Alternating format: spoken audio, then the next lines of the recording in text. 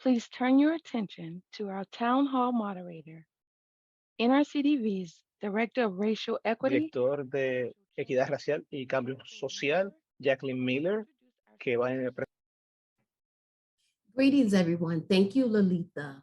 It is great to be with everyone on estar day. aquí en el día 2. Tara Tara está Es una experta reconocida de violencia en contra de la mujer. executive and administrative leadership y es of the YWCA, del WYCA, Glendale y Pasadena, California. eliminate racism and empower women. Tara has played a pivotal role in revitalizing the agency's 95-year legacy of supporting local women and girls by expanding programs and reach and igniting Y prender o iniciar un cambio, una conversación alrededor racial equity in Glendale and surrounding communities. Tara co-founded and leads the Coalition for an Anti-Racist Glendale, which helped draft the city of Glendale's historic Sundown Town resolution, apologizing for its racially exclusionary history as a sundown town. Tara brings more than 20 years of experience addressing domestic violence, youth violence, sexual assault, and reproductive rights.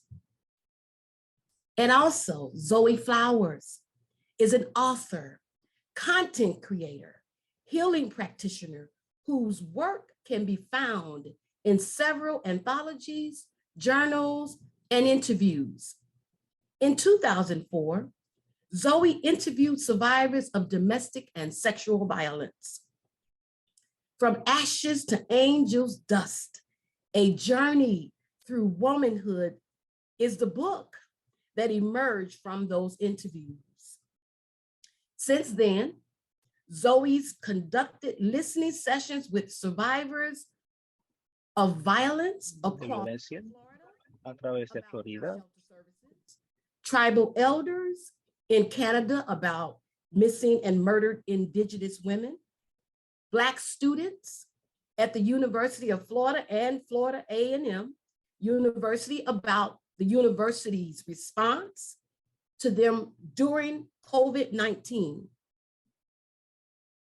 and Black Lives Movement, community members and advocates in the US, London, and Canada about sexual assault and Uber ride share service, and advocates and executive directors across the US and territories about racial inequity in the gender-based violence movement. Will you join me in welcoming Tara and Zoe? Thank you. Thank you, Jacqueline. Thank you so much. So Tara and I wanted to start with a grounding. So I want to just invite you all to take everything out of your hands. If you have anything in your hands, unless you're driving. If you're driving, don't do this. And just go ahead and let your shoulders drop. Your hands can be up or down on your thighs. If you feel like you need a little bit more rooting right now, you can just place your hands face down on your thighs. And we invite you to just take a deep breath in, exhaling out. Taking another deep breath in and just giving yourself a thank you, an acknowledgement for showing up anyway. In the midst of all the other things that we have going on, we continue to show up. So just wanted to give us acknowledgement for that. And I'm going to turn it over to Tara. Go ahead and open your eyes. Can't hear you.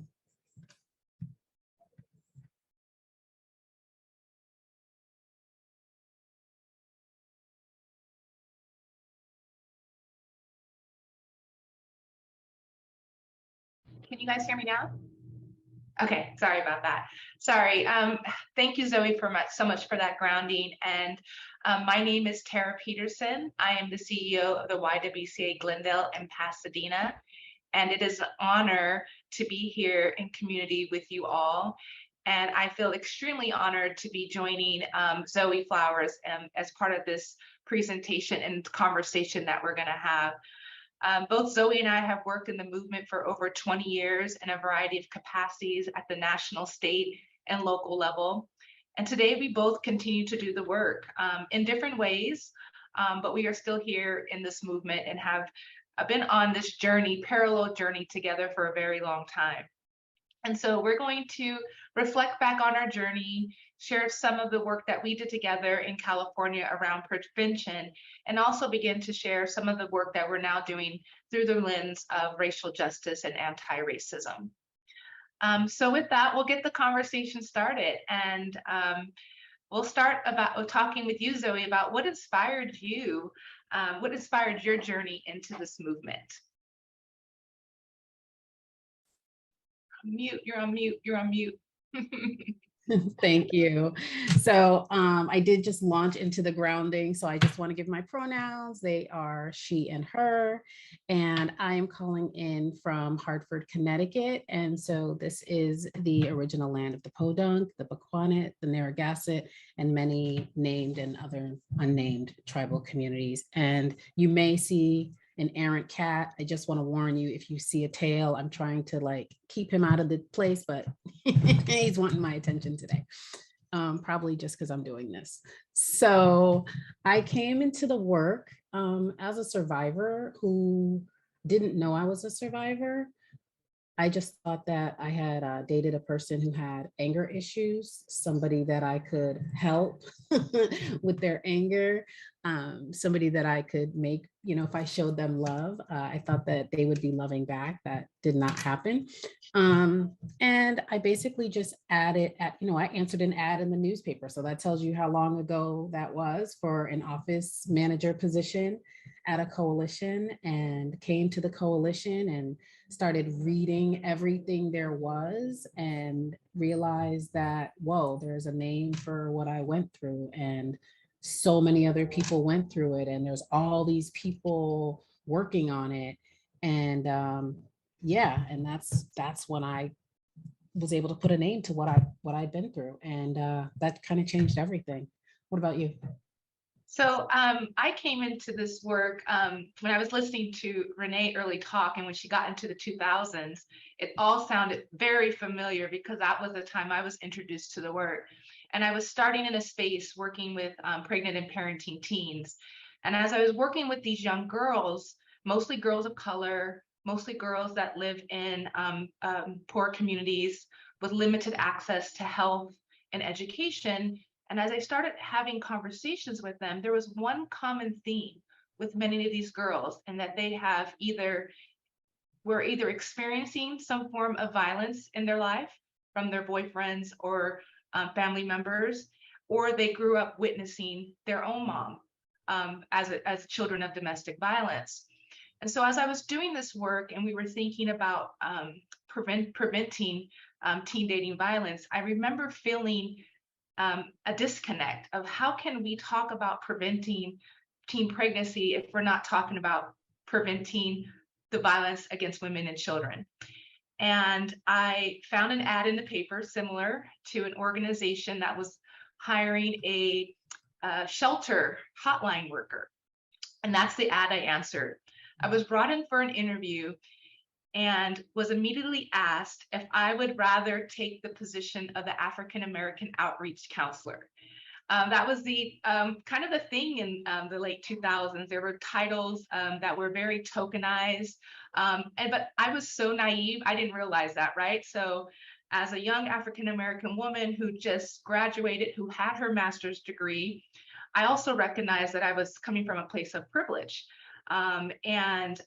So I really felt honored to have that title. I was like, yes, I want to be, I identify as a Black woman. I want that in my title. How cool is that? But then I quickly realized as I accepted the job, because I couldn't find anyone else, right?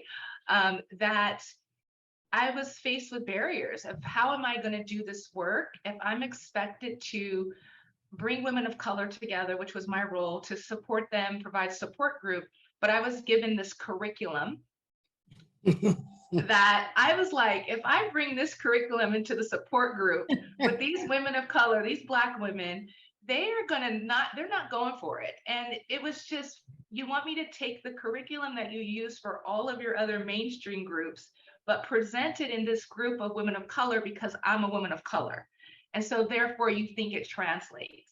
And so I felt that immediately and had to really think of different strategies and ways to really create a safe space for the African-American women that I was working with at that time.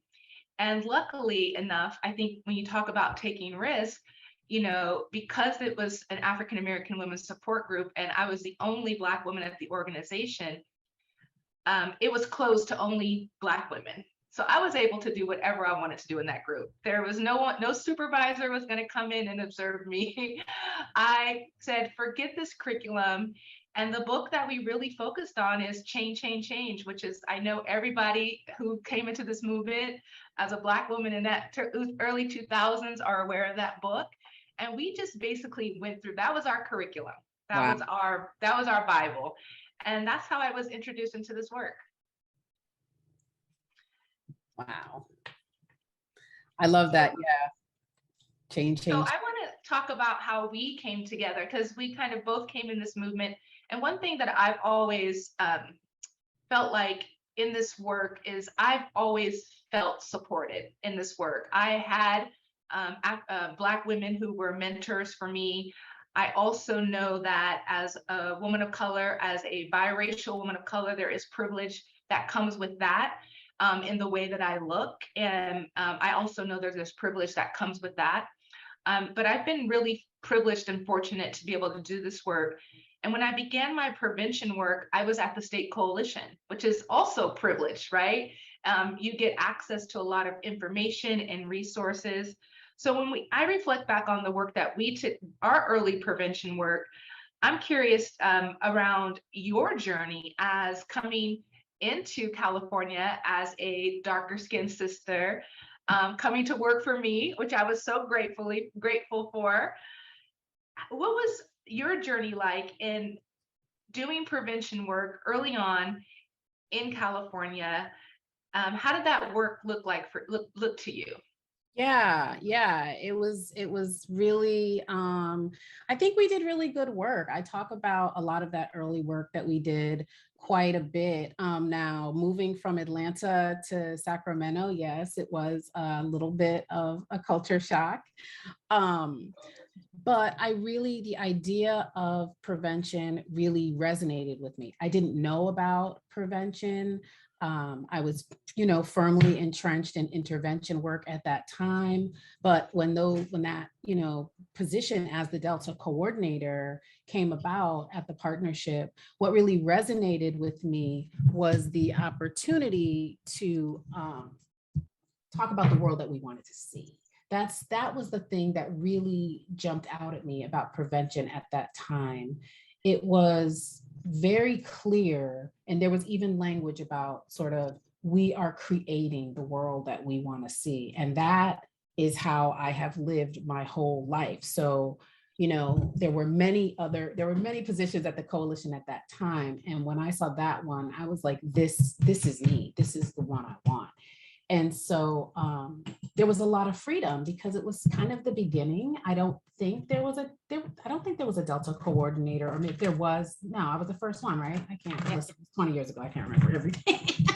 So there was a lot of freedom in what we were able to do within the partnership.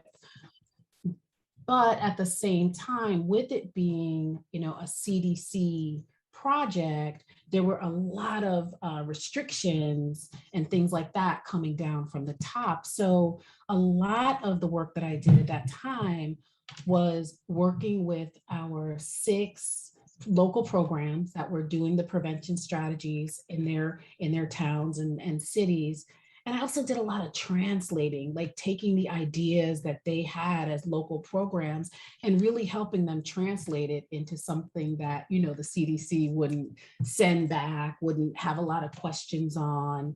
And really, I did a lot of helping them to put language to what they were doing, because I don't think that we got a lot of that coming into the work. A lot of times just coming into the work, even at the coalition level, as I, you know, my first coalition, it was kind of just like, welcome to the work.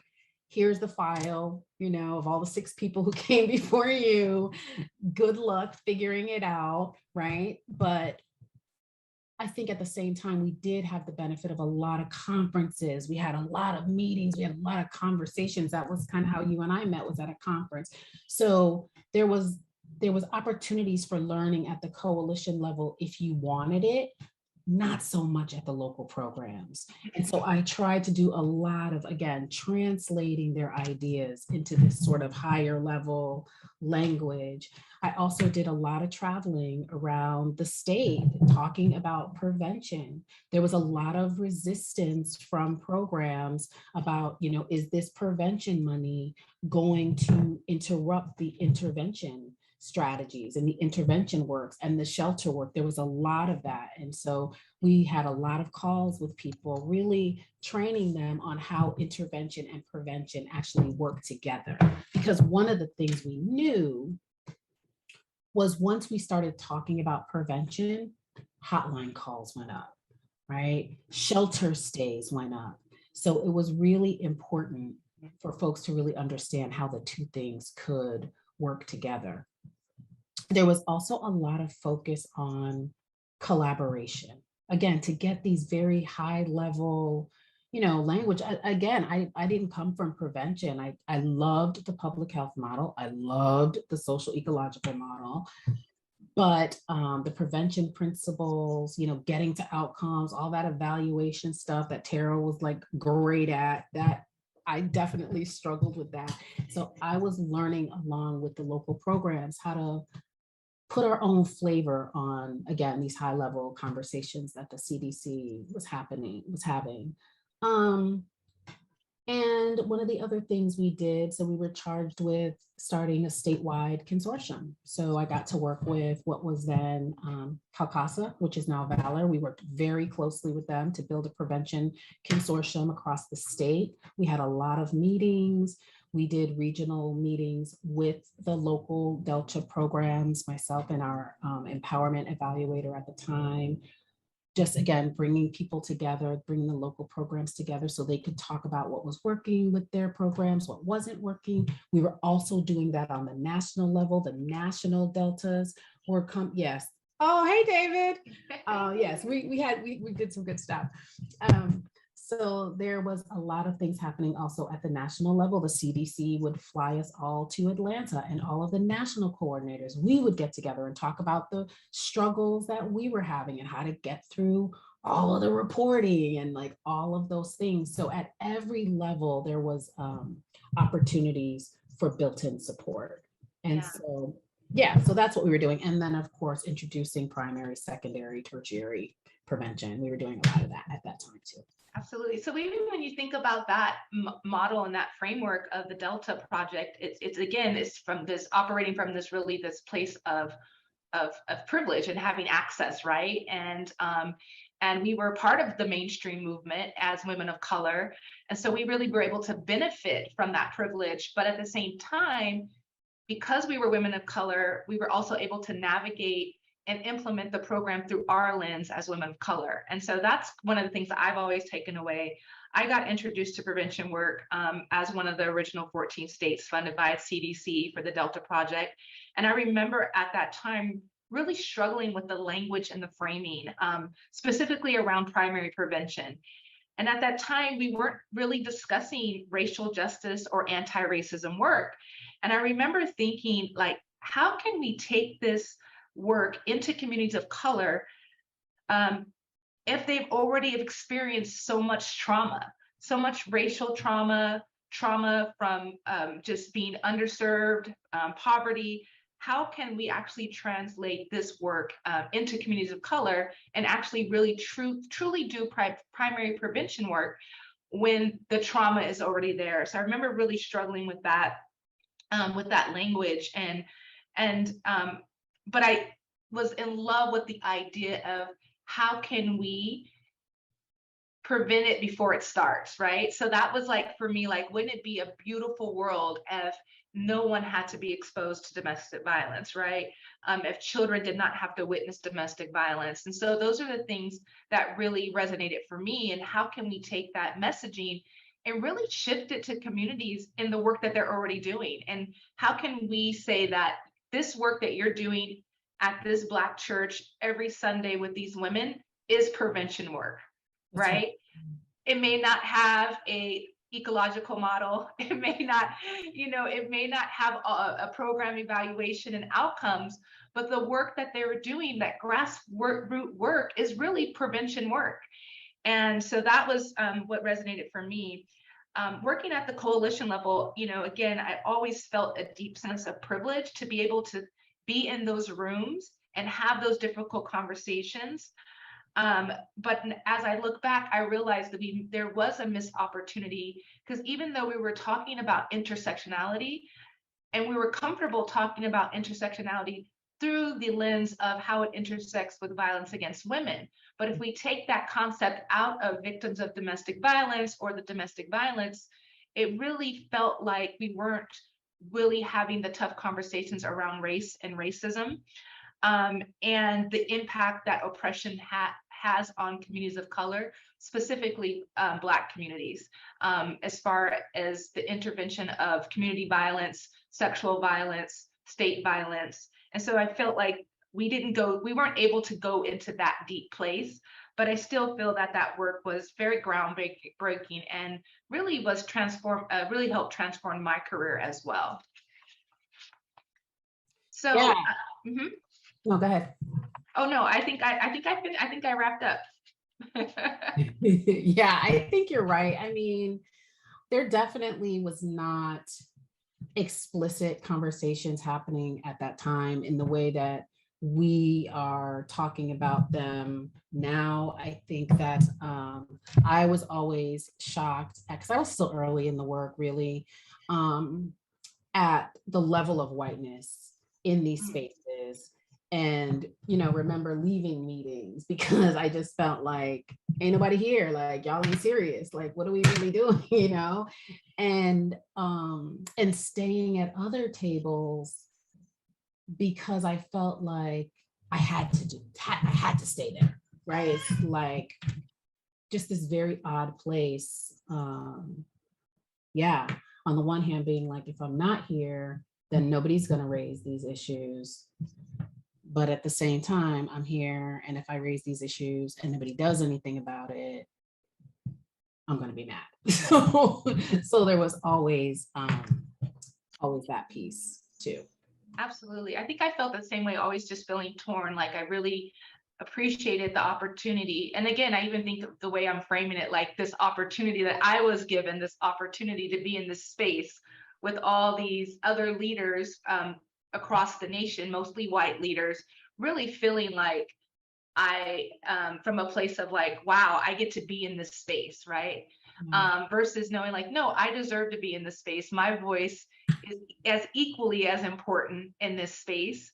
And I had to really find a way to make sure that I owned that, and that I really just embraced that, instead of feeling like I wasn't like deserving to be in the space. And so when I think about just the work that we were doing, and doing it from a lens of being a woman of color and being a Black woman, and through our own lived experiences, I think that was the only way we knew how to do the work. And we understood how important race and racism was, and then how it was operationalized, and how white privilege was really embedded into our work, recognizing there were opportunities for us to benefit from that privilege. But then how do we take that privilege and create opportunities and space for other people? And I think that's one of the things that I did as a leader, because I had the ability to hire folks, right? And I specifically looked for Zoe and recruited Zoe. And it was because I felt a deep sense of responsibility for making sure that I'm also lifting while I climb, right? And that was a huge part of of kind of how I approached the work. And so, you know, that is, I think, really important to share, is that how can we as women of color, especially someone who's working in a mainstream organization, not take on the values of dominant culture?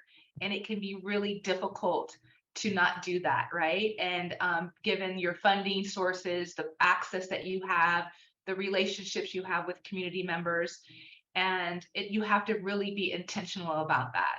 And so I was really proud of the work that we were able to do together in California.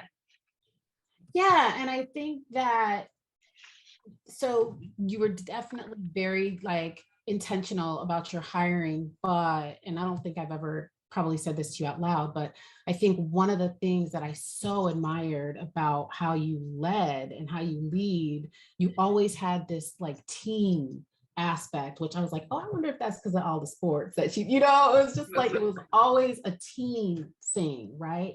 And it was always very intentional. And a lot of the things we did within the Black community, we did outside of the coalition, right? So yeah, we had this privilege. So it was like, okay, let's bring together Black organizations in LA. Let's do that. Let's find out what's happening locally in Sacramento. So I would go and, you know, force my way into events to talk about domestic violence and things like that in the Black community or in churches. So we did a lot of things outside because we realized that there really was only so much that we could do within that coalition structure. Absolutely. And Lavon, I'm so glad that you're here, sister. It's so good to see your name.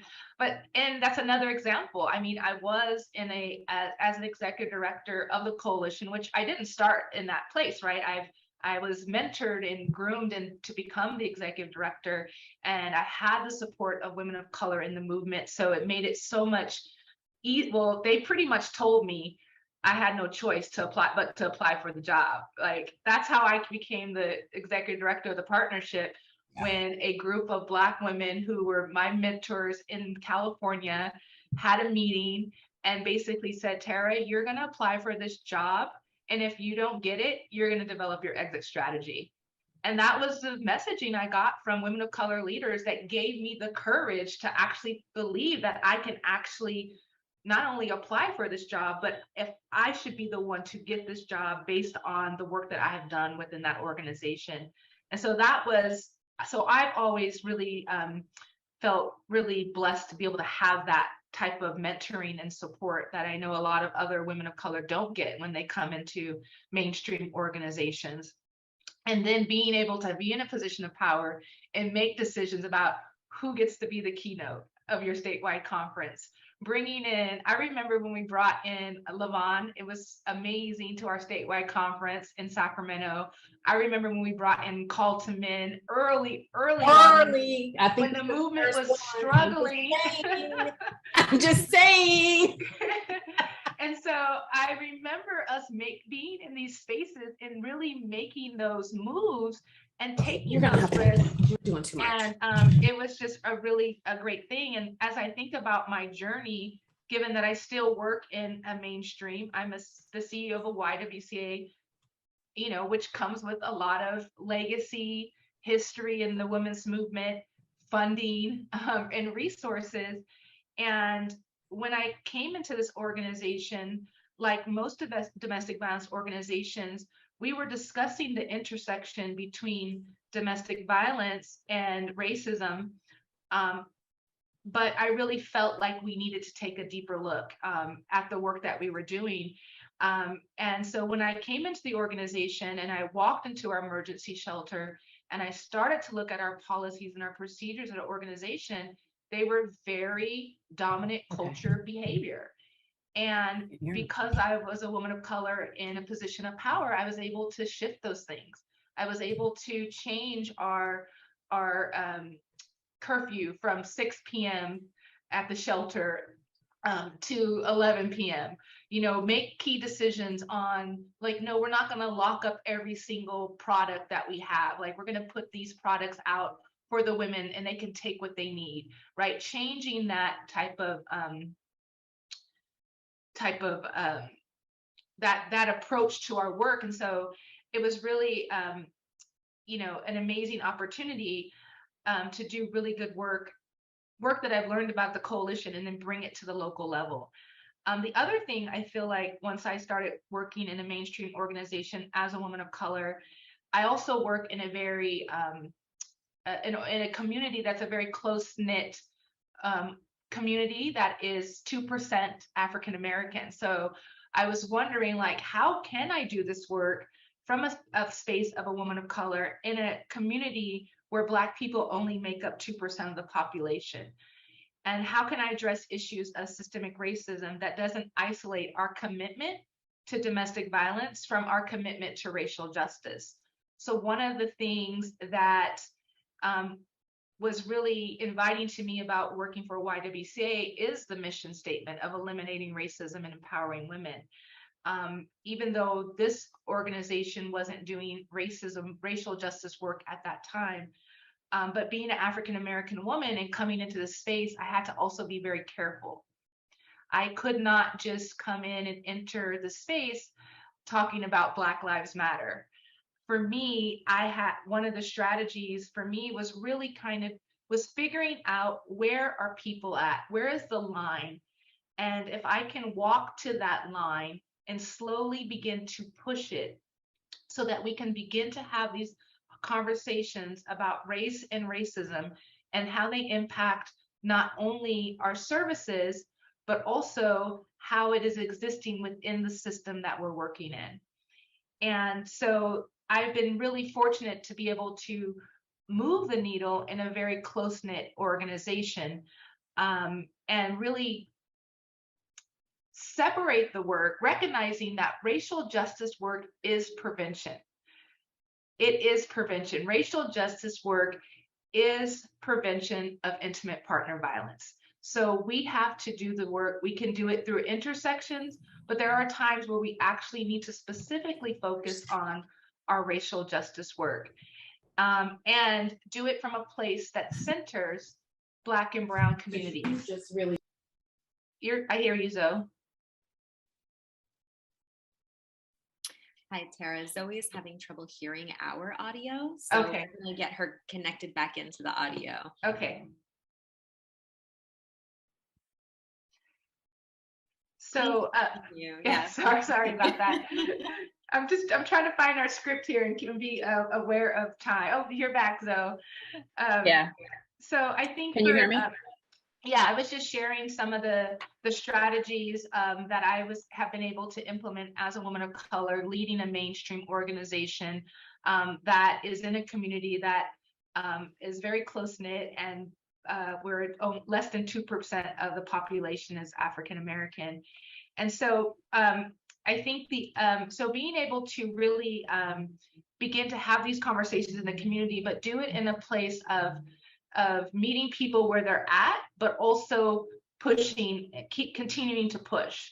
And part of the reason why we have to do the work that way is sustainability piece, right? And so after the murder of George Floyd, the community turned to the YWCA. We don't have an ACLU, we don't have an NAACP in our community. And so the community turned to the YWCA because of our mission, right? So even though we had no racial justice work, we weren't at these tables, it became really clear that we needed to get out in front and we needed to make sure we had a statement. And I didn't ask for permission. I just did it, right? I just did it. And I was willing to take whatever risk. If that means my board was uncomfortable, if we were going to lose funding, I was willing to take that risk. And thankfully the risk really, we benefited from that risk. We did lose people. We lost a lot of people. I was personally attacked by people in this community as my own personal agenda, because again, here I am, a Black woman, and if I'm talking about racial justice work, it has to be my personal agenda. So I was faced with that type of backlash in this community. But I was also embraced by a tremendous amount of allies and the faith community, and we were able to form our Coalition for an Anti-Racist Glendale, which led to the Sundown Town Resolution that was adopted was the first state we were the first city in California, and now 3 other cities in California have also passed Sundown Town resolutions. And so because of that work, we had to also begin to look at our practices internally as an organization. And if we're telling on the outside, I'm talking to folks about centering Black and Brown people, looking at centering Black women's voices and people's lived experiences. How are we doing that as an organization? And so really trying to make sure that we are doing everything in our power to shift dominant culture behavior.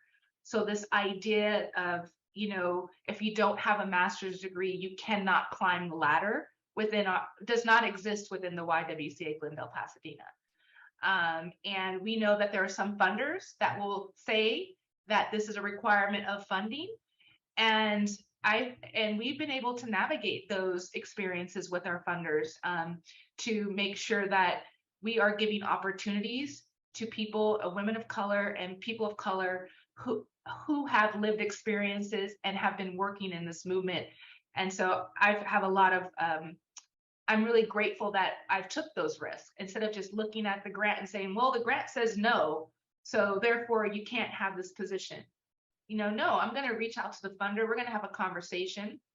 Does that mean that I have to be listed? If that means I have to be the domestic violence director, then I will be the domestic violence director, but we're going to figure out a way to still uplift people in this organization and not allow those barriers to hold them back. And so that's something that I've been really fortunate enough to do within our organization, and, really lift people up who were frontline workers, shelter advocates, who are now leading our organization, who are now leading our domestic violence education and training, who are now leading our case management work. These are all women of color who started as shelter advocates, and they're still here to this day. And so I'm really proud that, I was able to create that space and really leverage my power and my privilege to create space. And so that's, again, another benefit of working in a mainstream organization, having access to resources, but at the same time, wanting to truly be my authentic self as a Black woman and within this community. And so I've been lucky enough to be able to do that. But I also, again, it always goes back to this place of privilege, right? I still present as a biracial woman, non-threatening woman until they start talking to me. Then they're probably like, "Oh man, who did we invite to this meeting?" But once they realize my deep commitment to racial justice work, I'm sure they get a little fearful. But nonetheless, I think that those are some of the strategies of how I've been able to navigate the work around racial justice within a mainstream organization.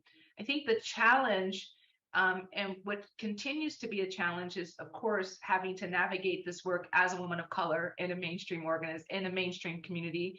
But the other challenge is really sustainability.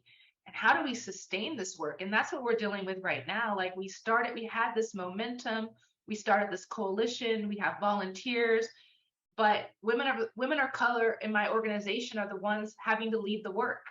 And it's exhausting. And it comes to a place of, how can we sustain this as an organization, but how can we sustain this as women of color leading racial justice work in a community that's less than 2% Black, right? Like, what's going to be the real significant impact and change?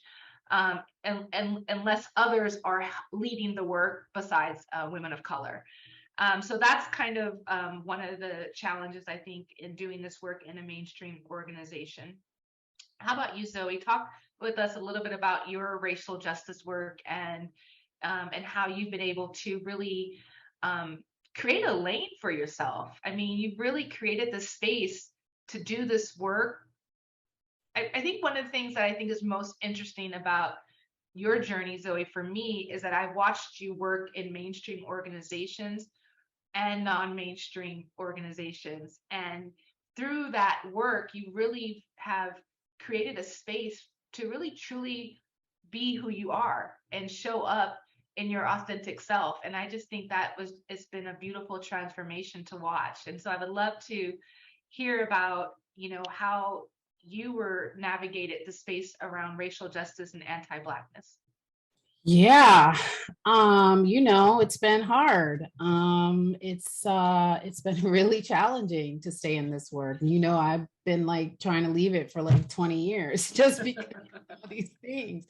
But I carved away kind of because I just had to. I just felt like I was at odds with so many of the organizations that I worked with. I think just because of how I present and my expectations. I expect that we could do this work with joy and fun and laughter, and not from a place of crisis and all of those things. And in the body that I'm in, I feel like, though, I also, like you, I've gotten a lot of support. I really have to sit back. I was thinking about that today, like the ways that I have been supported. A lot of the relationships that I made with the early Deltas, we are still in communication. We still work together. So I have been assisted in this movement as well, and have been harmed a lot. And so I had to create that lane for me, as mainly consulting, because it's just better for me to just be a consultant in this work. But as far as the racial equity framework, now a lot of the work I'm doing is with organizations combing through their policies and procedures with a racialized lens.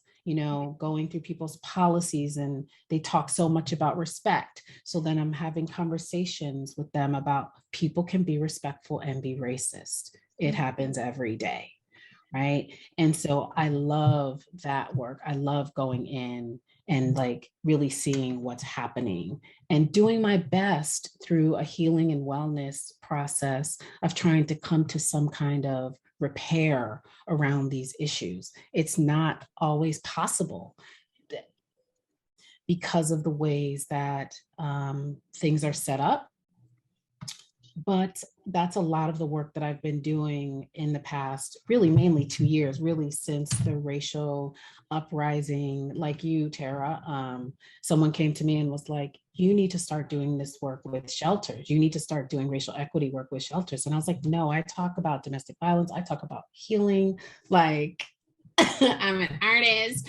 And they're like, no, you really need to start turning your listening sessions to these DV and sexual assault programs. And so that's a lot of what I'm doing now. I'm branching out of DV and SA. So I'm also working with organizations that work on food and Black farmers and education, and weaving a racial equity lens into my work with them as well. One of the other things that I did most recently is I expanded our social ecological model to the cultural spiritual ecological model, because there are things that are important to me now that I'm paying attention to, like the land. And so strategies around mentoring people around their relationship to the land and reconnection to the land is in that new model.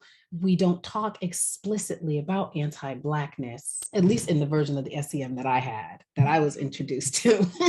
We weren't talking about that. But the model that I created, I really feel like it expands it. And I talk about white supremacy culture explicitly, anti-Blackness explicitly, transphobia explicitly. So I took each one of the levels and, I just flipped them a little bit. So I have a cultural, spiritual, concentric circle. So it's a little different.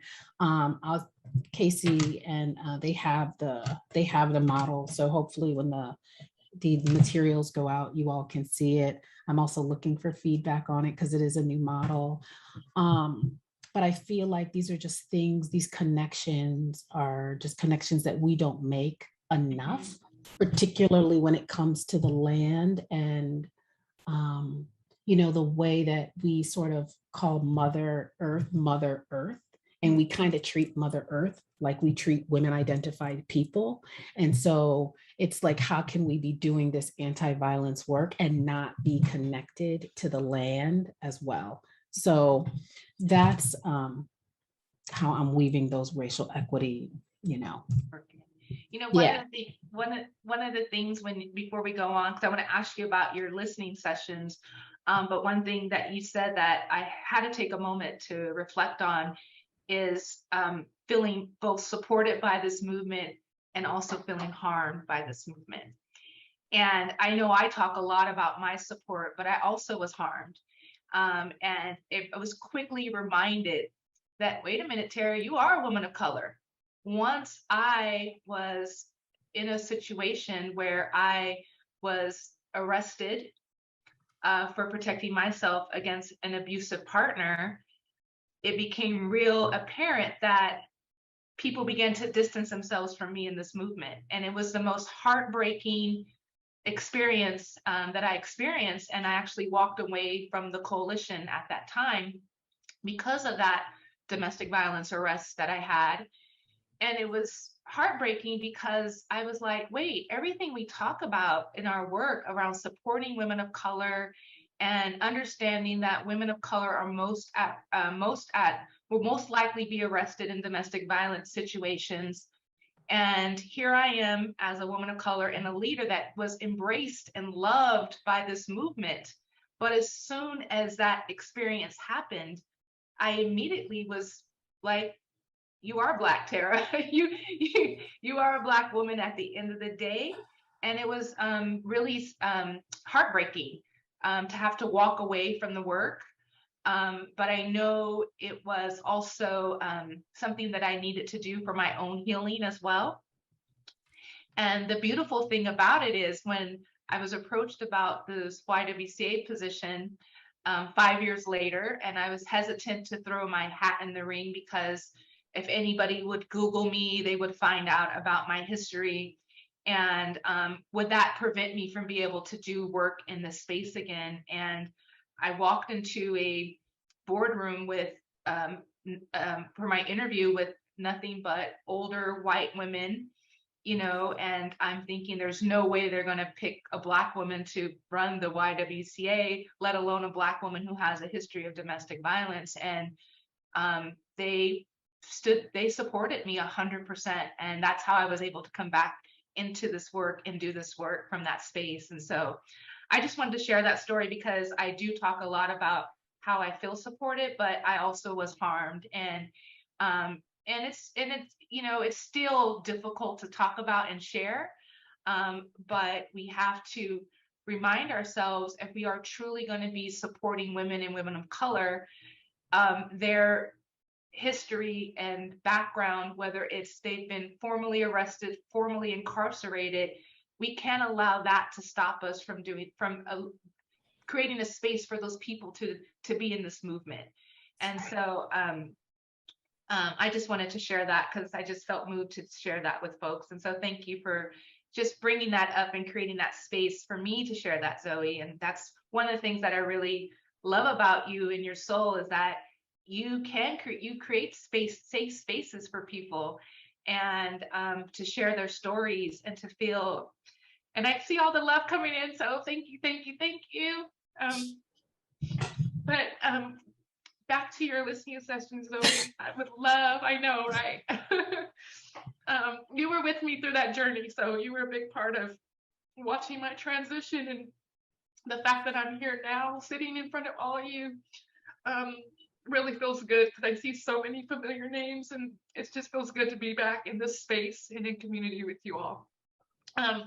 So with that, Zoe, I think we only have like 10 more minutes. I know there may be questions, but again, I think that the listening sessions that you're doing, I want to create space for you to share that, because I think that these are very important. It's very important that we are listening to folks, right? Can you talk a little bit about your listening strategies, your listening sessions, and Yeah. what you're hearing from people now that we are in this space of talking about racial justice and anti-Blackness and violence against women? Yeah, absolutely. So, one of the things that I'm hearing across the country and in the territories, sadly, is that not much has changed since the 20 years that we came into the work. A lot of the same harms that you shared that have happened to me are still happening, and I guess on the flip side, what's the flip side? What's the flip side?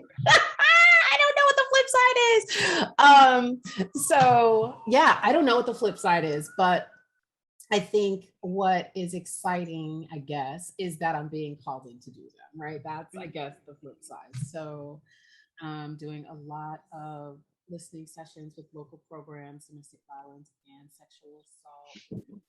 Probably. So we can't hear you that much, or your voice went away a little bit.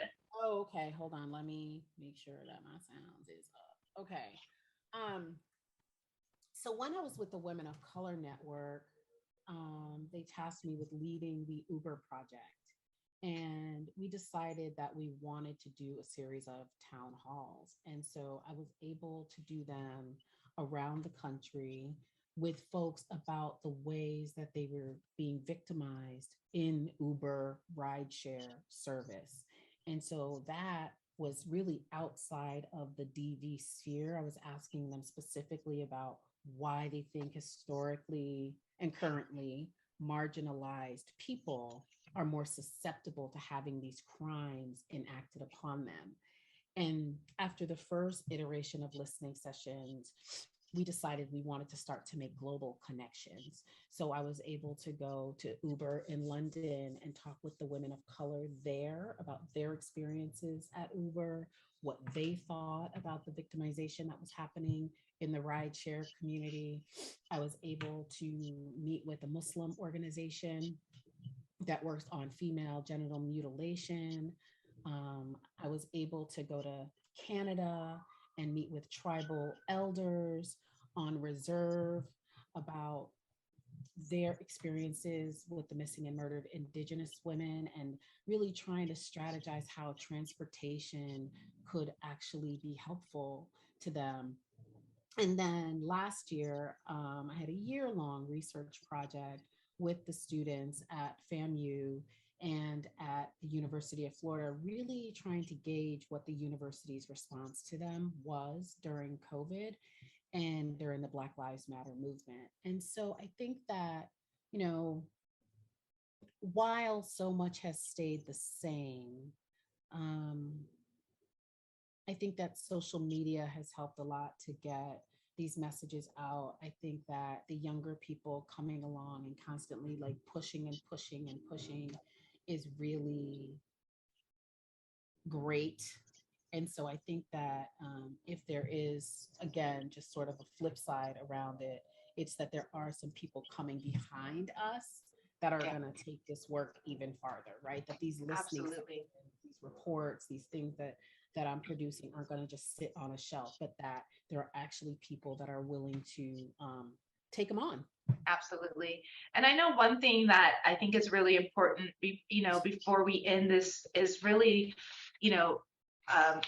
what's our call to action like for the folks out there today? Like, what would be your call to action for anyone that's out here listening to our conversation today and doing this work in this space?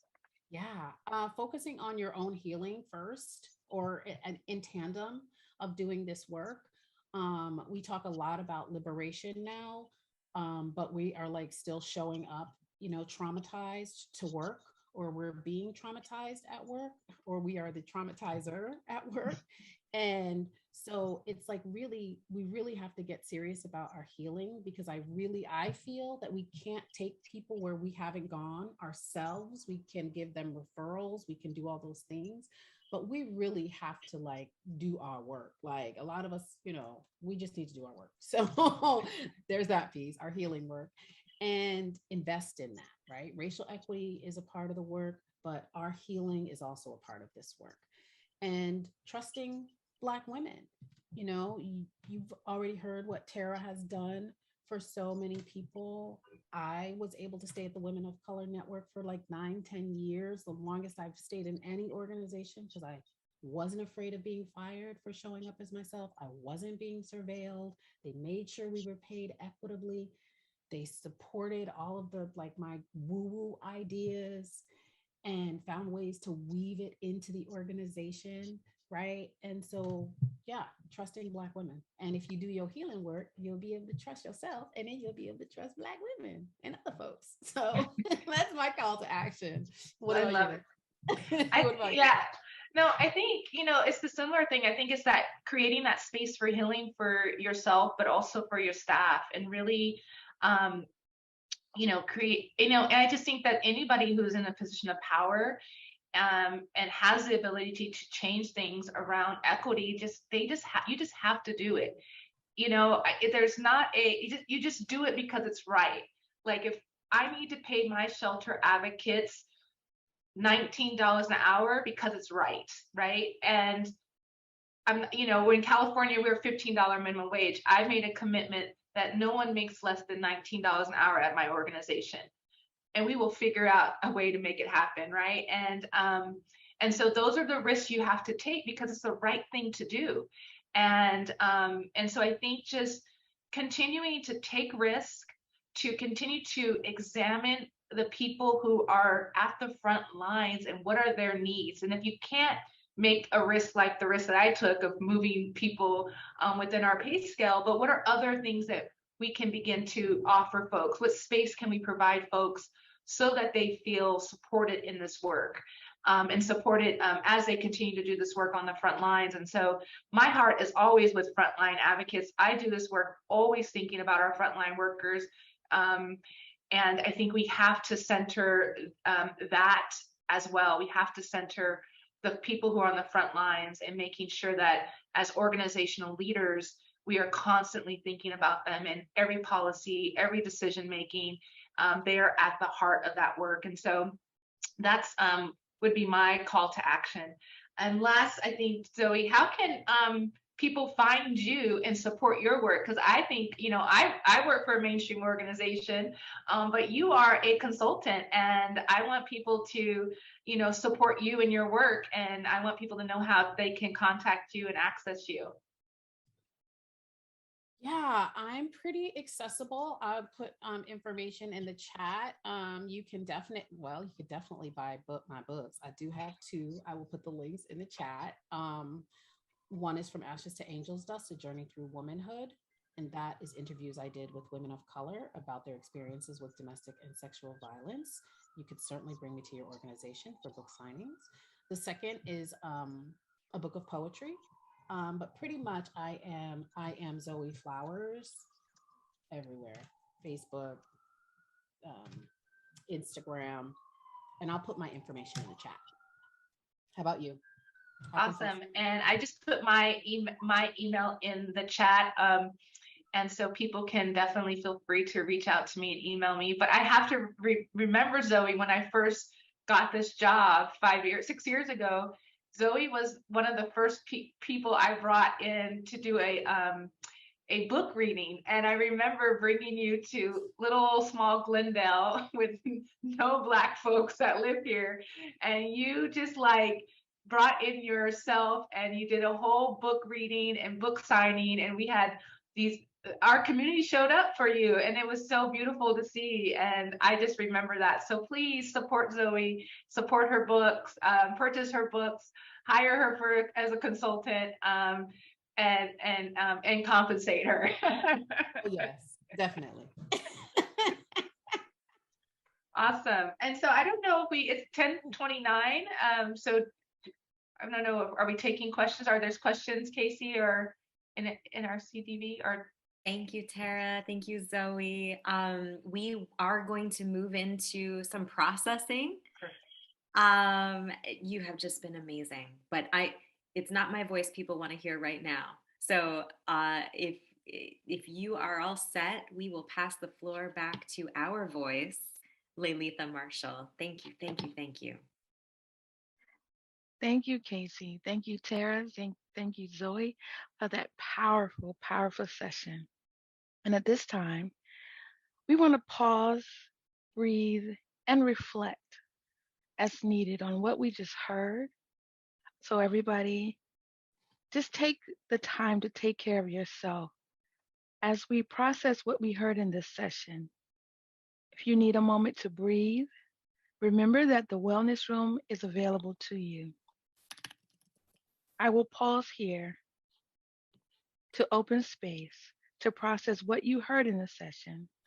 Please use the next 10 minutes to identify what you feel is the call to action and document at least one concrete action you will take in response to that call. This is Casey chiming in with a note for my fellow white identified participants. If you're feeling the need to step away right now, I encourage you to resist that urge. Your discomfort or reluctance to engage is a sign that it's time to lean in and do the work.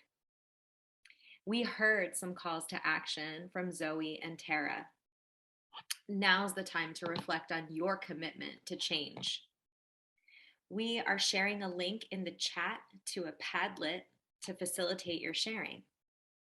Inside, you can view the illustration that Andre Medina lovingly captured. Please feel free to use that illustration as a reminder about what was shared today.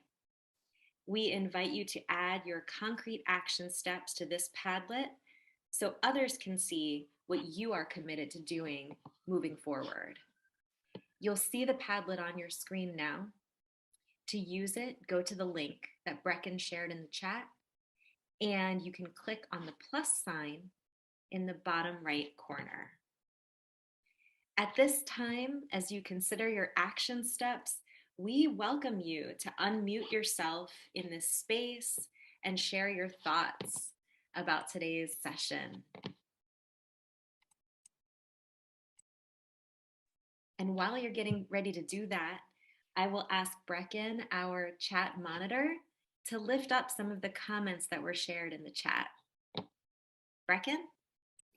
Absolutely. Thanks, Casey. There was a lot of love in the chat throughout the whole session. Especially a lot of love to you, Tara, while you were sharing your story. Let's see, I want to share that Kim brought Beth Ritchie into this space and shared that, yeah, they didn't feel like we could have this conversation without bringing Beth into this space. Just lots and lots of love all throughout, echoing that, yes, racial justice work is prevention work. We can't do this work without centering racial justice. Let's see, I'm still scrolling through, just so much love to both presenters. Oh, and I did want to uplift, there was a moment where Zoe was talking about what is the positive side to the fact that we're still seeing the same problems we always have. And Michelle offered, I think the flip side could be more open public discussions of what's really going on around harm, racial injustice, and inequities in the movement, and not just hidden cubicle conversations. So thank you, Michelle, for that strengths-based perspective. And then, yeah, just lots of love, echoing that we need to trust Black women. And yeah, if anybody else wants to vocalize any reflections in addition to sharing in the Padlet or the chat, please feel free. Thank you, Brecken. Yes, please. Who would like to share? I see that Cecile has commented in the chat. This has been a healing experience for me also. So much courage expressed here today. An affirmation that we must have courage and be willing to take risks in our work, especially when in mainstream organizations. Please keep your commitments coming in the Padlet. We'll allow a few more minutes for you to think about your action items and add them either in the Padlet, or feel free to vocalize them in this space or share in the chat.